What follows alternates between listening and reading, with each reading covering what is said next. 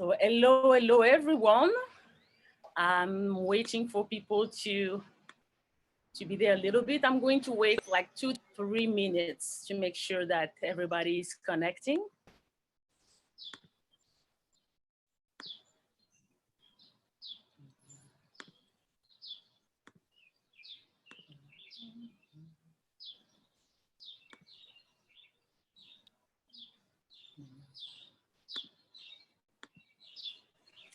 So I'm going to introduce myself. Hello, everyone. I am Raissa Girondin.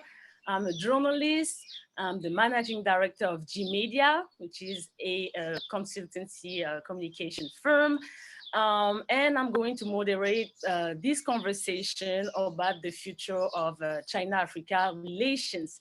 Thank you all as you connecting for joining.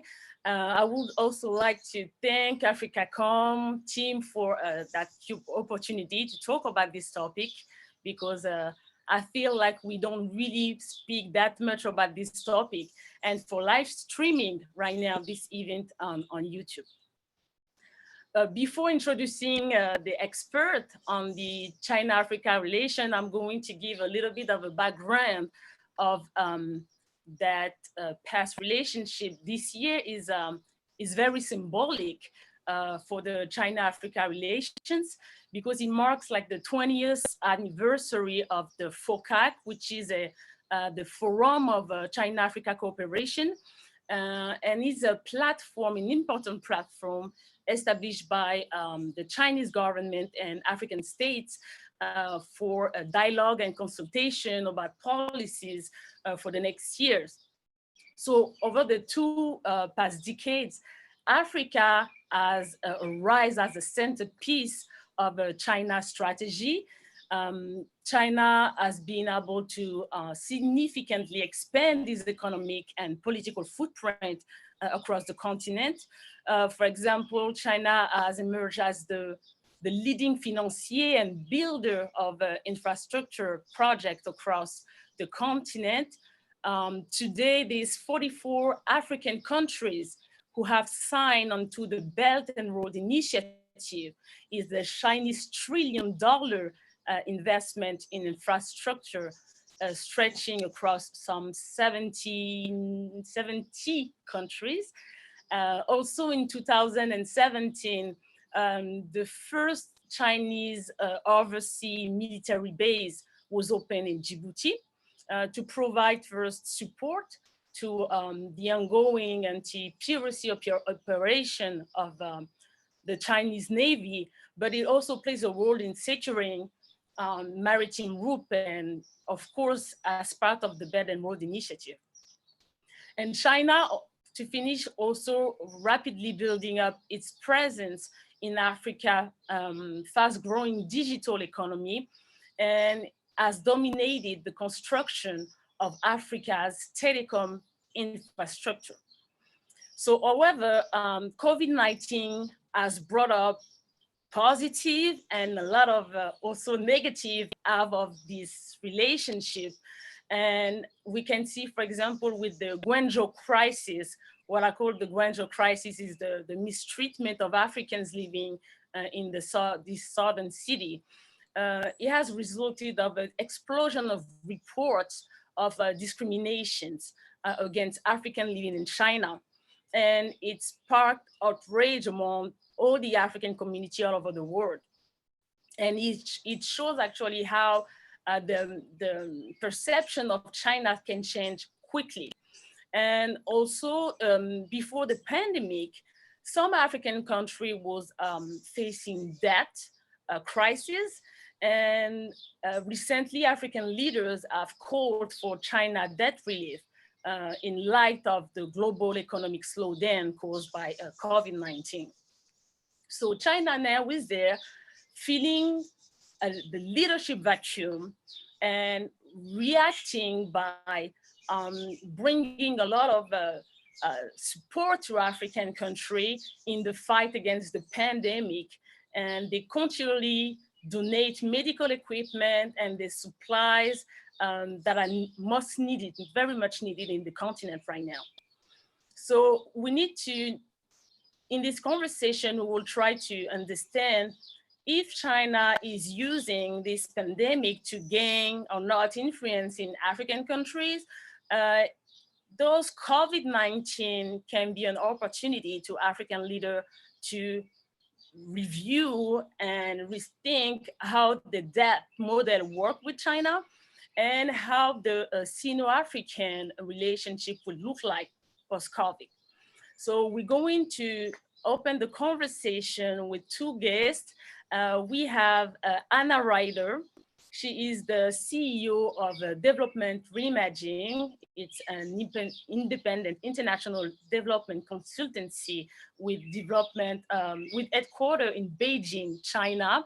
And we have Eric Orlander, is the co-founder of the China Africa Project, an independent and non-partisan media initiative.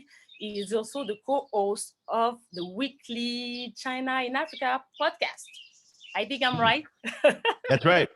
Okay, so let's start by with Anna, with the Beijing influence in Africa. Do you think that China is trying to use the COVID-19 to expand its influence in Africa? Thank you, Raisa, and thank you very much for the invitation to be part of this webinar and this important discussion, and especially also to the team at Africa Communications Week. It's great to be part of this. Let me go straight to your question, Raisa. It's an important one, but we have to, although COVID-19 is right up here, we have to be worrying about it, it's everything. We have to remember that China's footprint has been in African countries for a very long time. If there's any influence to be gained, there's already been influence. And that's not just through foreign direct investment, it's also through loans for infrastructure projects across the board. There's lots of many Chinese people who have moved to African countries and the other way around. Africans move to China. So if there's influence, it's already there. The question is, what direction is it moving? And is it a direction that is positive, helpful for the continent? Is it what the continent needs right now? And that is what, in my view, is up for debate. What we've seen with, I'll let you. What we've seen with COVID-19 so far, the sorts of things you mentioned, for instance, we've seen a lot of donations. We've seen a number of medical teams. I think there's now 10 who have gone out to 10 different countries at least. And we've seen a lot of donations of different types of equipment. Jack Ma, we've even seen the private sector becoming involved, not just the government, with Jack Ma and the Alibaba Foundation donating what we estimate to be somewhere between 82 and 228 million US dollars worth of equipment and goods to African countries as a whole, which is a very significant contribution. Very similar sort of sizes to the Gates types of contributions, etc. Eric, I wanted to know, Eric, point of view, because you've been highlighting an important thing. They've been giving an important and very significant donation to African help.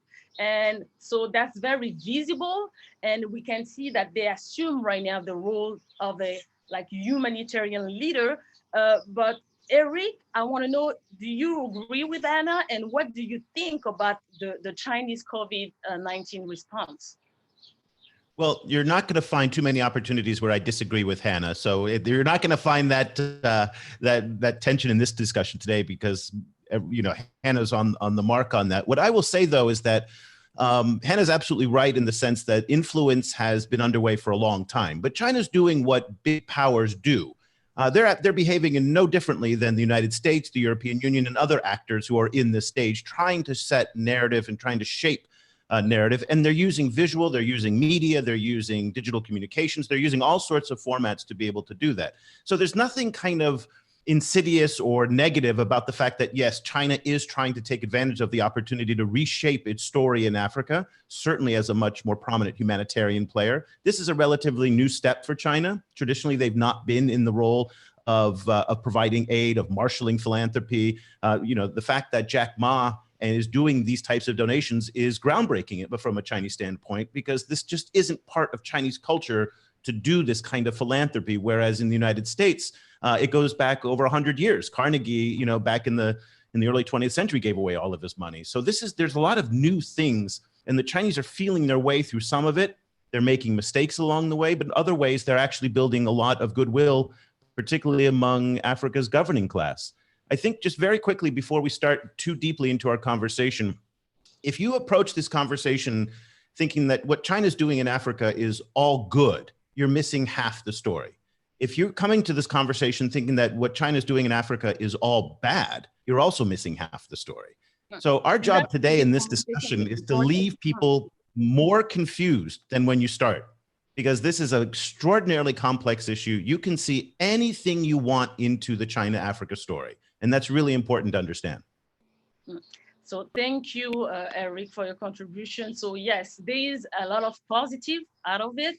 And we saw COVID-19 also has brought also an ugly side of the story. We saw that with the mistreatment of the Africans living in China, which is including action, forcing eviction of some Africans living in hotel and preventing them to entering restaurants and shops. Anna, I would like to know, what do you think about the media role in all of this? Well, of course, as an African living in China and running a business from China, these issues were very close to my heart, and had a lot of discussions with many other Africans about how to deal with it, and also with Chinese counterparts about how to deal with it, to try to find solutions. The role of the media, I think, is what any media around in every country is, which is to hold authority accountable and to bring out the truth, bring out facts objectively and impartially. And we can have a big discussion about who did, who didn't, but what's really important, I think, is to really focus on what the future of Africans in China is, what the response from the Chinese government and authorities and Chinese people to indicated about that future. I think right now we're still in a very difficult, unclear place. Yes, the government has responded, has helped. In Guangzhou, the authorities have reduced what they were doing and found accommodation and all that sort of thing. But the long-term prospects for Africans in China, for example, improving visa policies, improving the ability of Africans to run businesses and to trade independently, those are things which still need to be sorted out and need to be improved going forwards. And so these are the sorts of things which we need to see happening. Eric, I would like you to comment on that. First, I would like to say that I've been very surprised the way Western media, in particular, have been covering this situation. I remember it was beginning February. I felt like I was one of the first writing about the distress caused on some Africans calling to leave China because they were stuck and they felt like left behind by their own government. And at that time, beginning February, nobody really they were not talking about Africans in China. And all of a sudden, 2 months after, there is that Guangzhou crisis. Do you feel that the Western media felt that opportunity to, during the COVID, because they were dealing with so many things they could not allow Africa, they've been using that story to show that ugly side of the relationship? Yes, in part because this is actually not the first time these types of stories have emerged. If you've been covering China-Africa and African-China relations for quite some time, as Hannah and I have been doing. This has been something that has come up over the years. And the same type of narrative starts to emerge in US and European media oftentimes and what people do is they will look at race through it's a natural thing. We all do this, where you look at race through your own experience. And so oftentimes, US media in particular will put everything through the prism of African-American race relations in the United States. And there is this sense in the United States among a number of stakeholders and certainly in media to say, you see, China, you're no better than we are. And obviously, the United States has very serious problems with race relations. Right now, at this moment, we're dealing with this, in New York and Minnesota, and it's a persistent problem that is intensifying. And there is this sense that, well, it's not just us. And so a lot of this energy goes into the coverage, and it's really kind of put up, very, very high. We talked to on the podcast to a number of African stakeholders who will point out, rightfully, that on any given Tuesday, there is more abuse of Africans in the suburbs of Paris or Berlin or Stockholm than there is in Guangzhou. And it's a very interesting phenomenon because, as you know, living in Paris, it is not easy being an African migrant. Now, this is not whataboutism. What we're trying to get at here is the reaction in Africa was huge, particularly in civil society. And you still see it today. I mean, it's just, there's all this pent up emotion that's there. One of the most interesting things in our discussions that we've had with kind of KOLs and other influencers and various people in Africa about Guangzhou is we say, okay, what specifically about it is making you angry? And people will say, well, it was disrespectful. It was a loss of face. It was the fact that it's the sense of anti-Blackness, that there is no refuge for it. Everywhere you go around the world, whether it's the United States, whether it's Europe, and now China. And then there was no apology. This was a very, very important part where Chinese leaders, Wang Yi, the foreign minister, various provincial authorities, ambassadors, they apologized to Africa's governing class. We heard this through the African Union and foreign ministries, but there was never a public apology to African people. And that just sticks in people. I mean, it really, really upsets them. But what's interesting is when you have the conversation about Guangzhou among people in Africa, a lot of other issues start coming up. Illegal immigration in Africa, illegal gold mining, the police stations in South Africa, the debt issues. And it feels in many ways, there's just this pent up type of energy and anxiety about the Chinese role in Africa. And a lot of things are coming together. And people aren't necessarily clear. And this is not just an African phenomenon. This is very much also similar in the United States, in populist movements in Europe. We're seeing this around the world, where there's just a lot of anxiety and a lot of emotions and feelings are coming together.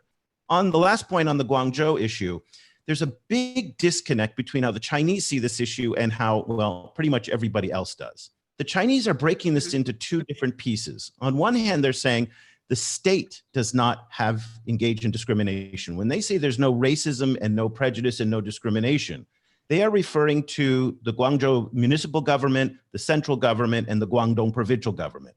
And to their credit, they've taken great efforts to kind of repair some of the issues that kind of led to the problems. What people are seeing in their social media feeds, though, are from Chinese civil society.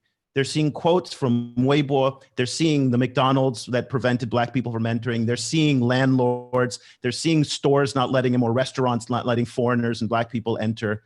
And so there's this disconnect between civil society and the state. And people are talking on two very different levels, oftentimes past one another.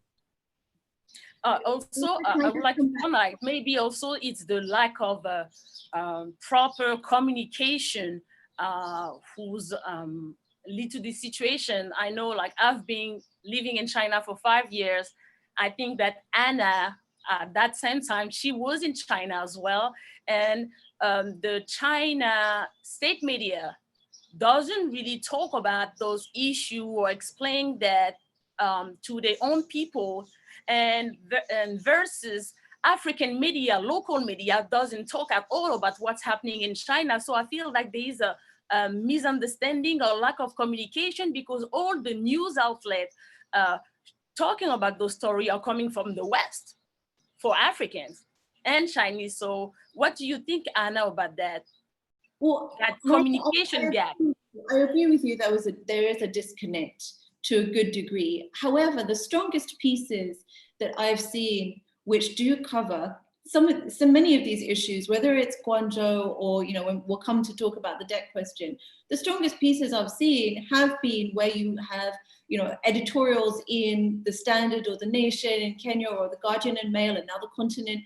These are African voices, African analysis from our perspective, what is going on. And I saw, and what's also great is some of these, we call them Western. I personally will never call anything Western. I try to avoid that word because it's very difficult to pin down and what we're actually talking about. But for example, the piece that was written by, and that was done by a BBC journalist who worked on this issue for the first time when it went to the BBC, and then it went internationally, was somebody of African descent. So it's Africans who are also who are employed in those organizations, who are being able to put forward, this is an interesting and important story that we should be caring about.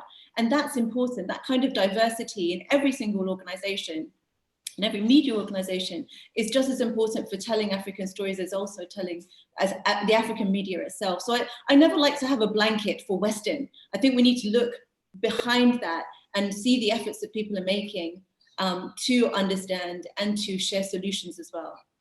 Mm-hmm. Thank you. I know that's a very large topic and very complex. We're going to try to move on and go on to the next topic, as I know is a specialty, Anna, because you're an economist by training. And we need right now, actually, the economic relation between China and Africa. That's the big debate currently. Do you think that there is a need of a change from both African side and Chinese side to not only review the political relation and the narrative and all of that, but also to get towards a mutual beneficial economic relationship between China and Africa? It really is time for this, definitely. It's something which a much stronger economic relationship is something which I have been calling for a very long time. And in particular, to improve trade relationships. Yes, Africa is China is Africa's #1 trade partner, but Africa is China's 10th or 11th trade partner. As a whole, that's 55 countries, sorry. So you can see the disparity. In addition, of course, there is some degree of debt dependency and loan dependency with regards to China. Yet, of course, we have to remember that African countries as a whole, again, need a great deal of finance to be able to meet their sustainable development goals and to be able to grow in any shape or form, to provide jobs for people. So how these countries do that without leaning on their external development partners, including China or including the multilateral banks, especially coming out of COVID-19, this is something which we really need to grapple with. And I think we urgently need very creative solutions to come out and that actually address this. We can't have a business as usual approach to the financing or the relief or restructuring of debt, for instance.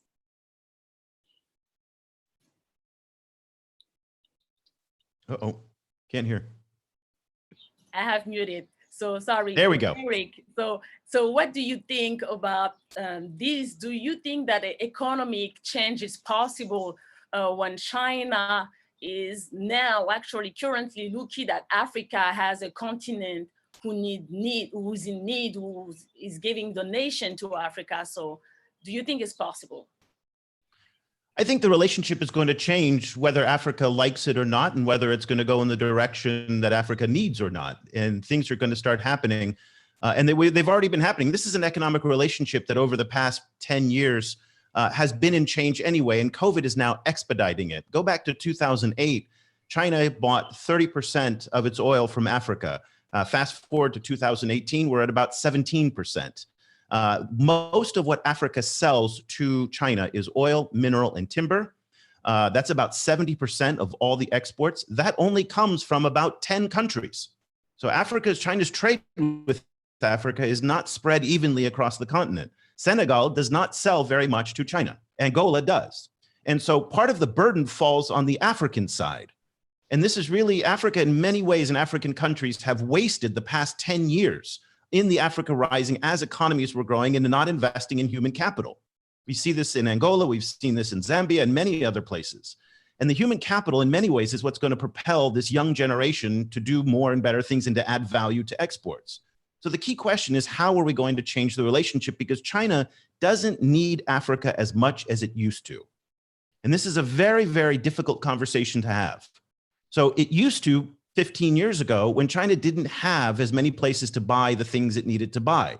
Today, China does a third more trade with South America, $320 billion a year, than it does with Africa. It's now buying more oil from Russia and from Saudi Arabia than it is from Angola and Sudan. So Africa is going to have to figure out ways to add value to the products and the things that it's doing in order if it wants to attract Chinese trade and Chinese investment. This is going to force a rethink on the continent. So ultimately, Africa in many ways has defined its value in the international community based on trade and based on economics, because that's how imperialists and colonialists for centuries defined Africa. Well, China doesn't actually need Africa in trade and economics as much as it did. What it needs Africa in the future is for politics. And we saw that in Xi Jinping's speech to the World Health Assembly, where all of a sudden Africa takes a very prominent role. We see it at the United Nations, where 54, 55 votes now are supporting the Chinese candidate at the Food and Agriculture Organization, where they're supporting Chinese at the World Health Organization, buying Huawei, pushing back against the United States. So politically, Africa's value is going up, but economically, China has the Belt and Road now, where it has a lot more choice on where it can buy the things that Africa sells. Anna, how we can rethink or reimagine, like the name of your brand, this relationship when China is the main lender of Africa, and now today China is looking for the interest, so they need them. They probably need the money back. So what can be now those different scenarios for African countries? Well, I agree with Eric very much with what he's just said of we have wasted time, basically. There have been examples of projects which have not been productive. There have been examples of projects which have not gone ahead and they should have done. You know, I think, give the example of the Kenyan standard gauge railway, which is in operation, and it's great that it's in operation, it's not making a profit. Imagine at this point in time if the extensions to Uganda, to Rwanda, and even railways between Rwanda and Tanzania were operating. We wouldn't be seeing the huge queues of truck drivers and a whole set, all these issues around people movement between borders. Some of these projects should have gone ahead and they haven't gone ahead. And then there's others which are going ahead, did go ahead, that shouldn't be going ahead. With Eric just wrote a newsletter about the coal project, which is going ahead in Zimbabwe. Really, for the future of our children, you know, I'm a mother, a coal project happening in this day and age is just really, we shouldn't be thinking about it, and no one should be funding those things. At the same time, we have so many needs on the continent: access to energy, new infrastructure. If China is going to be our partner of choice, and if China needs Africa politically, and I agree with Eric, that has been the history of the China-Africa relationship, very much a very strong political one, but it needs to move into an economic one. And for that, African governments need to take charge. They need to be clear about what their strategy is. And in particular, they need to communicate that strategy to citizens. I think part of the challenge with even things like Guangzhou and what happened with Africans in China was this point that citizens are not convinced that their governments have a handle on this relationship. Citizens are not convinced that they're using this relationship for the benefit of their countries. And in order to do that, you have to have a clear strategy. We've just seen the US share a strategy with China. Now, those are two big powers. Of course, they have to have a strategy. But this is the strategy that US citizens can hold their government, whatever kind of government that is, they can hold their government accountable to it. We have, in many African countries, we have democratic governments, we elect them. We want to know what they're doing with China, and that's for them to do. That's for them to set out. Eric, I would like you to comment because, for example, for the Guangzhou crisis, we see that the African Union came and united, like with one voice, to go to the Chinese government and to ask for explanation. But now, economically talking, do you think that that one by one approach in terms of negotiation is outdated, and that this is an opportunity for African to gather and ask for those terms that Anna was talking about? Ideally, yes. Ideally, you would like to see a group 54, 40, 30, 20, however number you can get to build some leverage. And even if we didn't talk about at the Pan-African level, but we talked in the regional level, the East African Community, SADC, ECOWAS, at that level, even that would be great. And so we come back, but that's not happening because Nigeria and Botswana don't see the world in the same way. Nigeria, let's remind you that Nigeria was the last country to even sign up to the African Continental Free Trade Agreement. And so Nigeria, the big powers, and it's very much similar to what we have in the United States, where the big states have different agendas than the smaller states. So that is a big problem. And we've been talking about Pan-Africanism for half a century, and we really haven't seen it. The Chinese have been very effective at playing different countries off each other, as other countries can do. At the same time, the Chinese have been a big advocate of African Union, and they're building the ECOWAS headquarters. So they are supporting regional integration as well. But certainly Africans would be better and better prepared if they could negotiate as a bloc. I don't necessarily think you're going to be able to sync up foreign policies and sync up agendas and align objectives across a number of different African countries. The needs and the interests are just too different at this point right now. Going back to Hannah's point, I think we have to stop at some point talking about Africa, because China now does not have an Africa policy. I think we have to be very abundantly clear. China has a one-by-one negotiation. That's right. China has now, very skilled diplomats who understand South Africa, who understand the Congo. When I was living in Kinshasa and I saw these Lingala speaking diplomats, it just blows your mind. I talk to my friends at the African Development Bank. They have no dedicated China team that's there. And yet China is a member of the African Development Bank. China is an observer and is also a member of the African Union. But there is no sense right now that China is a priority inside the foreign policy process. I'm just still blown away by the lack of sophistication inside African foreign policy, given the role that China plays in so much of the political and the economic foreign policy. China 15 years ago had an Africa policy. The early diplomats didn't know very much. But now you're starting to see diplomats who have done 2, 3, 4 tours across multiple countries, speak the languages, understand the cultures, have advanced degrees in African history, art, and so forth, becoming much, much more sophisticated. So when they sit down at the negotiating table, and African social media, Nigerian social media in particular, loves these FOCAC, you see every time a FOCAC comes around, and you'll see African delegations with no notebooks, no computers, no nothing, and the Chinese with their notebooks. Now, that's not all the delegations, but it's something that picks up. And it really does kind of resonate inside people's frustrations at saying, are we approaching these negotiations with the Chinese with the understanding of what we need? Because now the Chinese are coming to the table on the African side, and the Nigerian, Kenyan, Egyptian, knowing a lot more about the other side. And I think that's a really important thing. It's no excuse now not to be able to have people who can speak Mandarin, who be able to understand Chinese history, who understand the Chinese culture. There's no excuse, because we've had 80,000 African students a year in China. Get some of those students into the policymaking process to start advising and make China a priority.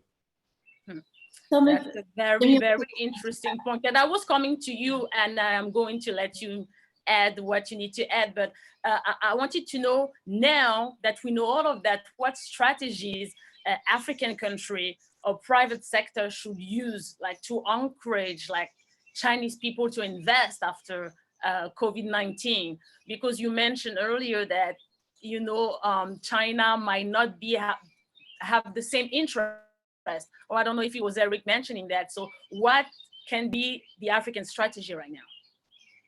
Well, so let me quickly mention that there are some of the African embassies that are based in China. If you know the African embassies in China, this is the largest number of African embassies in one place outside of Washington. So it is a very significant number of diplomatic representatives in Beijing.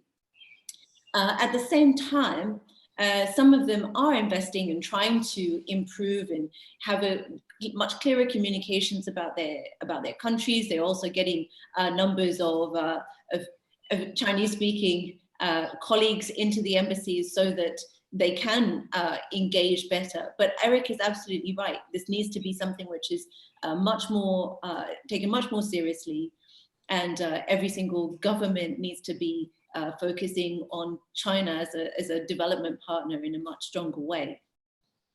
What should that actually entail? Well, part of it is, especially in China, is communicating to the Chinese private sector about African countries.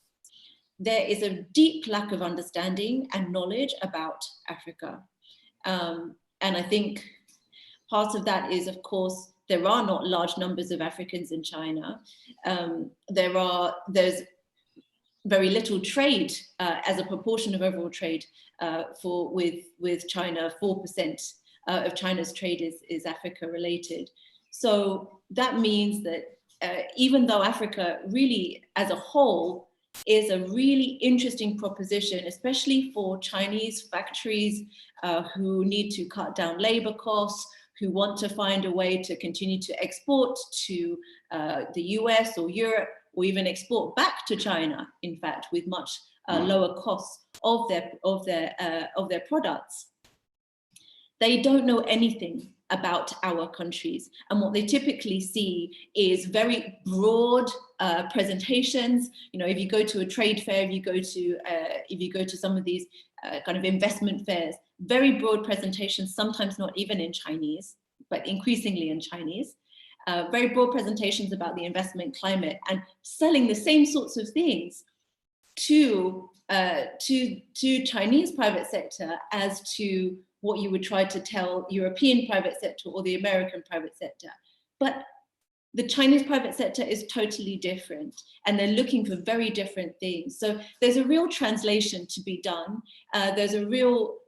We have to become much more specific and understanding of what do the Chinese side need to understand from the African side about our situation. So I hope that that's something that can be worked on too.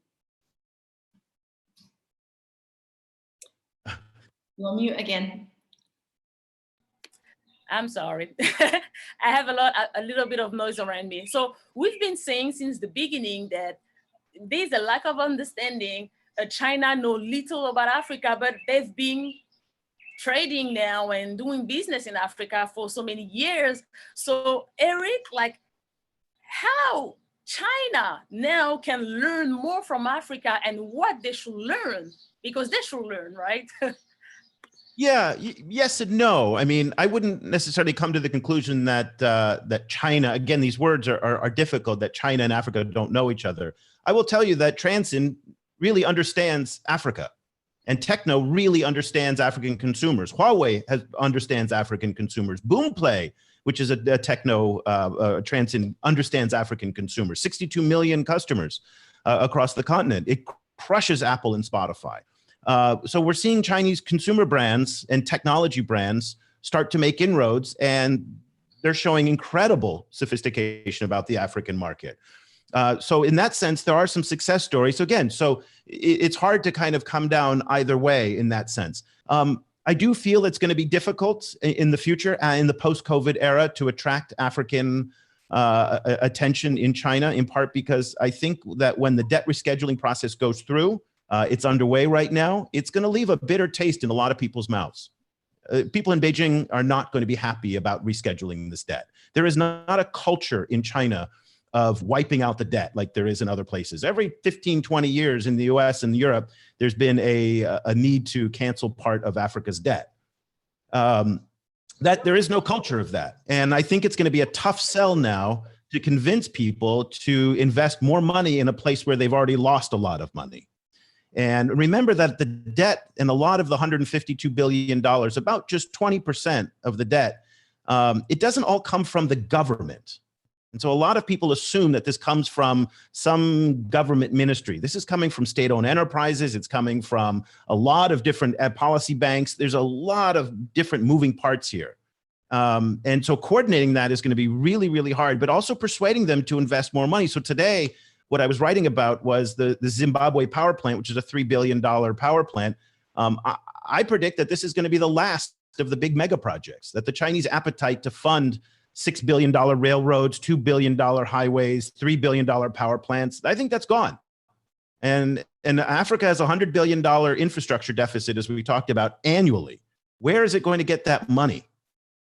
And this is a really big problem because at the end of the day, I think it's going to be a much more difficult sell to pitch an African investment project than it was, say, 2 years ago. And so that's the burden in many ways is going to be on the African side to clean up their act on governance, to improve the quality of their investment climates.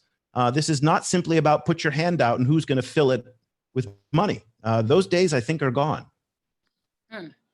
Anna, do you think that China, with all that going on, that debt relief and all of that, China in the post-COVID era will be able to stay away from the non-interference policy that it has towards Africa, especially if he needs to protect his asset on the continent that is starting already with the Belt and Road Initiative? Oh, that's a big question. And I was gonna disagree. This is a point at which Eric and I often will disagree, because I have a much more positive outlook for Africa than he might, because I think we have to look at Africa comparatively, and we also need to take into account what we have just seen with COVID-19. What we've just seen with COVID-19 is African governments responding very rapidly to COVID-19 and the challenges, and really taking it very, very seriously to protect people as well as protect their economies as much as they can. Of course, that is going to, especially the impact of the global slowdown. We've been producing, my firm has been producing infographics over the last few months about what the impact, what the response of Africans has been to COVID-19 and the impact that COVID-19 is having on the continent. But what's clear is that it's obviously not just a health crisis, it's also an economic crisis. And the economic issue is not coming just from lockdown, it's coming from the global slowdown, right? Even if countries didn't lock down, they would still have had the global slowdown to deal with. And that's what's going to be the thing to sort out in the long term. That's the biggest challenge to the debt. At the same time, what we've also seen is comparatively, Africa is responding much more strongly, which implies that there's something wrong with how we see our governance metrics. There's something wrong with what we think about the investment climate in some cases. And I think there's something that the private sector itself has to do, the Chinese private sector, the international private sector, US, Europe, etc., in terms of thinking, why are we constantly seeing Africa as a poor investment proposition compared to everywhere else? And the thing is, there's so many benefits to investing in African nations in the long term. Of course, there's going to be short-term issues, but in the long term, we know there is going to be a massive, there's going to be a massive youth bulge, which is the potential for employment, for jobs, and for manufacturing, of course, cheap manufacturing. There is going to be, this is the center of the production possibility frontier for the next few decades. So we need to, I think there's an aspect of certainly the rest of the international community trying to kind of reimagine what they know about Africa, but from the Chinese side, build up the information so that they can actually make better investment decisions. Where they have been investing is in places like South Africa. The largest investment has gone into South Africa, of course, from the private sector side. I'm not talking about infrastructure, I'm talking about actual private investment, typically goes into the larger economies so far. But where we've seen the greatest gains, the sorts of examples that Eric was talking about, Transsion, etc., have been in places like Ethiopia, the real frontier markets, or even Rwanda. And these are where, you know, we certainly as a consultancy firm think that we should be really trying to help the Chinese investors really understand. We have 15 minutes, so I'm going to ask a few last questions before trying to see if people want to ask questions. So don't hesitate to ask questions in the chat room. Eric, how do you see this relationship evolving after COVID?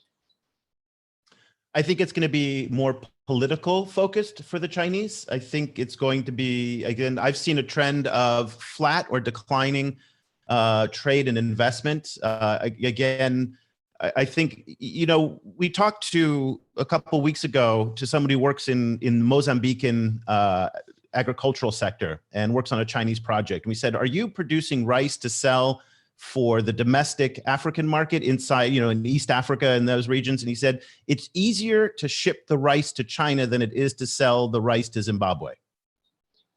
Okay. Because crossing borders is really difficult. There's no regulatory harmony. There's no currency harmony. There's no taxation harmony. There's nothing. And so that are the kinds of things that I think need to be fixed. In terms of the manufacturing, it's a point that I'll disagree respectfully with Hannah, because unless the infrastructure piece is really established, that is power in particular, you can't build factories on societies that don't have reliable, stable power, and that also have difficulties with corruption and regulatory and whatnot. So I think there's a lot of work that needs to be done. And I live in a country, I live in Vietnam, which is the country that's at the GDP level of most African countries. And they have emphasized education, infrastructure, and the kinds of things that African countries need to do. And I really recommend, as we look for development models, that Africans don't look to China, because China is not a good development example for Africa. China is a very unique situation. It's a very unique case. But Vietnam and Southeast Asia in many ways are very similar. Cambodia, Malaysia, Myanmar, these countries, I think, have a lot more in common. And I think there are some examples that we can draw from Southeast Asia into Africa to look at the future of, say, agricultural exports, industrialization, and manufacturing. Okay, thank you. You brought up some important sector. It's true that we didn't talk about those key sectors like agriculture, telecom, digital. So that was a good point. China, Anna, do you see that relationship evolving in a more positive way, or how do you feel about that relation post-COVID? You mean just the overall China-Africa relation? Yes. I think and I think Eric also says this, it's at an inflection point. We've got the next FOCAC, Forum on China-Africa Cooperation, which will be happening in next year in Dakar in Senegal. You know, last time this happened, this was 3 years ago, or, well, 2 years ago in Beijing. Last time there was a big, strong focus from the African delegations on trade and on trying to reduce trade deficits. I think this needs to continue to be a focus, definitely. I think there's no way that the African Continental Free Trade Agreement can really come into fruition without a full understanding and pushing on the African deficit side. But on the other hand, we need to also, there will be this huge question of financing, this question of debt, and whether China has supported African countries enough in dealing with debt. It's not the only player. The private sector from the rest of the world is also hugely important and putting a great deal of pressure on African economies at the moment. I think, in my opinion, unduly. But so we that will be the culmination of what's happened over COVID-19. We need to. It really depends on African countries, in my view, in terms of them trying to get together and develop a common position on some of these issues. Mm-hmm, mm-hmm. Thank you. Thank you for this discussion. We have questions, so I'm gonna try to see those questions. All right. That's going to be a little bit more for you, for Eric. You guys tell me. Are there ways that African leadership and citizens can be more deliberate and organized at making good labor demand of the Chinese, either with China or in Africa? How important do you say this is in terms of cultural and racial relations? I'm not 100% sure I understand the question in terms of labor. Would you interpret that question as being the importation of labor, Chinese labor into Africa, or? Well, that's what I understand from the anonymous attendee. But yeah, if they can pick, I think that question, that's what I understand. Maybe I should ask more. Well, let's assume that that's what the question is. At the end of the day, this comes down to a governance question. This comes down to African countries, and Nigeria now is starting to do this, about regulating the work permits. The same thing that the Chinese do. I've lived in China for 13 years, and every year I had to get a work permit or I had to get a resident permit, and I had to be permitted and whatnot. And that's standard. This has been quite lax in many African countries. And so one of the important things to do is to improve and tighten up the work permit registration, at the same time to make the local content in manufacturing, those requirements could be higher. So not everything has to be imported. So for example, sand is sometimes imported to make cement. And that is something that, again, sand is something that's a resource that many African countries actually have. There are things that African governments can insist on in the negotiations to ensure that labor, local content requirements, and so forth are more to their advantage. The most important thing that we need to do is more transparency from the African side on these deals. So everybody puts the burden that the Chinese are not transparent in their deals, but the African side is also not willingly putting up these deals for scrutiny. And again, that's where we're running into some issues now in Nigeria, where a representative wants to go back for the past 20 years and look at all of these deals. So I'm hoping in the future that we're going to see more transparency, more accountability, improved governance from the African side, and that will then force the Chinese to react. And that is where we can see groups of countries coming together and saying, we're not going to let you play off one another. If country A doesn't want to do something, then the Chinese go to country B and say, no, we're all in agreement on this. And really create a system where we're going to publicize contracts, and that will then help the civil society relationship to the point that Hannah was making earlier, which is the levels of distrust between African constituents and their own governments is really, really key. And so by improving the governance, it will also help with that as well. Anna, I have a question for you. Do you think, it's from Ludo Macheng, do you think African leaders understand industrialization and improving the supply chain? Because we export a lot of raw materials, which is turn enriches the received country. Well, I think this is the trade relationship with China. Africa's trade relationship with China is not unlike other trade relationships. The major issue with African countries is we are constantly exporting raw materials, agricultural materials, partially processed at best, and not enough value added. The African Development Bank released a report a year ago, I believe, about the cocoa market, and showing that, for instance, 75% of cocoa comes from West Africa, yet only a very small proportion of that of the proceeds from that market go back to West Africa, because most of the actual processing, the turning into chocolate and other products, happens elsewhere. So this is, the demands that African countries need to make on China in terms of added value, bringing added value investment, and that means factories into African countries, are the same demands that African governments also need to make of European and other development partners. if they're going to be working on trade, we don't just want to be working on opening up the trade channels. That's not enough. We actually need to be investing in the quality of that trade and making sure that that trade is going to be the added value, that the added value is on the continent. Now, we've been working with African businesses who really have that same kind of ethos, at a very pilot scale, who are interested in going into China and selling their products in China. This is what we really need to, really try to focus on. And because China is a huge market, growing very fast, even despite COVID-19, the consumer side is still growing. And so that opportunity for retail sales of actually fully manufactured products is possible, but the logistics, of course, needs to improve.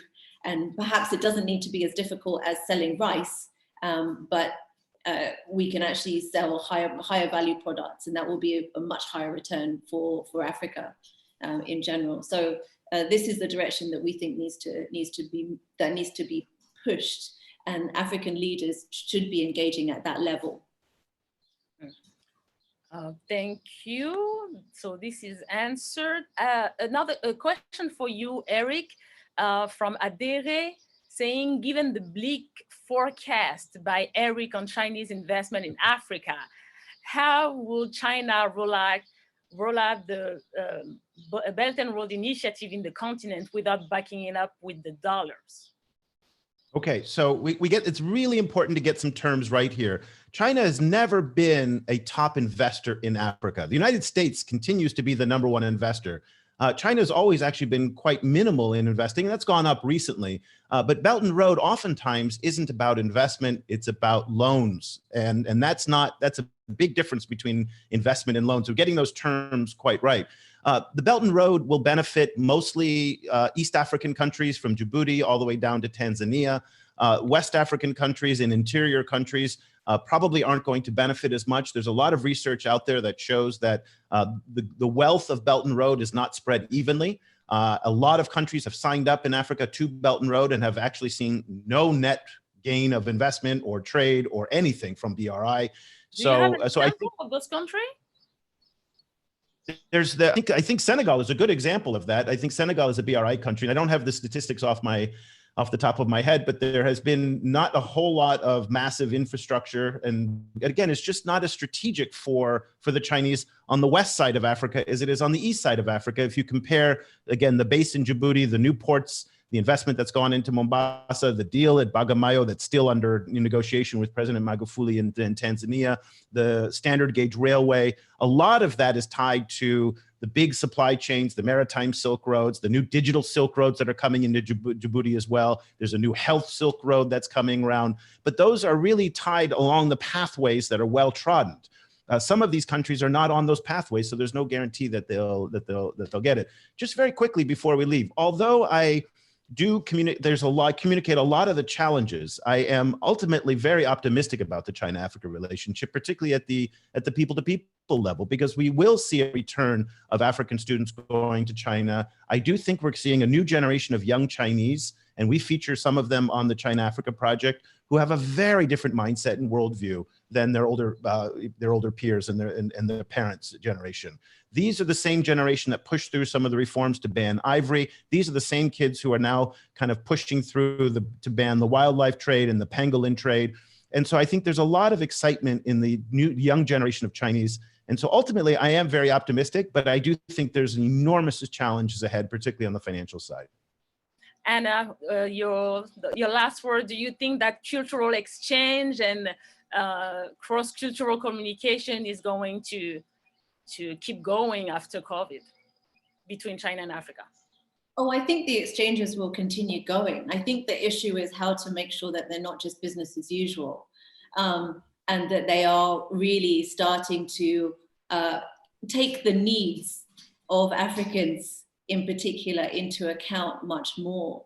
And I think that can be solved with action on both the African side and on the Chinese side, much more stronger listening and engagement, much more knowledge between both both sides, even if they're completely different actors, both sides about both China and Africa. I don't think people to people will solve it, but I think through that understanding, what we can get to is the understanding of the structural issues, structural barriers to how to moving on our relationship, and what to solve, what kinds of issues to solve.